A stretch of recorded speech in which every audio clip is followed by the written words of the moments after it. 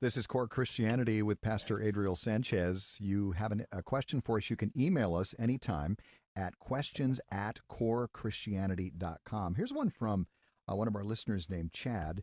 Interesting question, Adriel. He says, is it wrong to be content with a comfortable life with a nice job and a family and a house? Is it bad to enjoy these things to the same degree as non-believers do when we should be looking ahead to our home in heaven with God?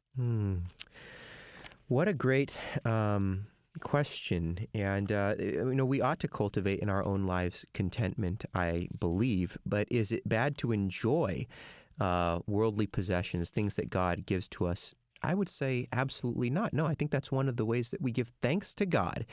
If you've been blessed by the Lord with something, instead of thinking, oh boy, well, I just can't really derive any joy from this. Otherwise, my heart might be carried away. No. I think we do rejoice in God's good gifts, and we share them with others. Now, here's what Paul told Timothy in 1 Timothy chapter 6, verse 17. As for the rich in this present age, charge them not to be haughty, nor to set their hopes on the uncertainty of riches, but on God, who richly provides us with everything, get this, to enjoy. Wow, God is so generous. God is so good.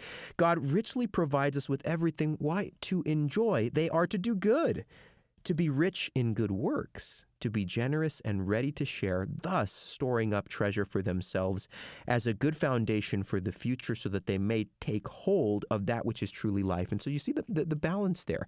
It's not putting your hope in riches, in worldly possessions, in your home, and these things that God has blessed you with because you realize that they're not ultimate. It's not being haughty and arrogant, proud, look at what I've built, what I've done, like Nebuchadnezzar in the Old Testament. It's receiving these good things as gifts from the Lord for you to enjoy and to delight in, and to be sure that you're rich in good works, that you realize that the Lord has blessed you with these things so that you might also do good to the people around you. But you don't have to feel bad for enjoying those good gifts. I think that's a part of how we give thanks to the Lord.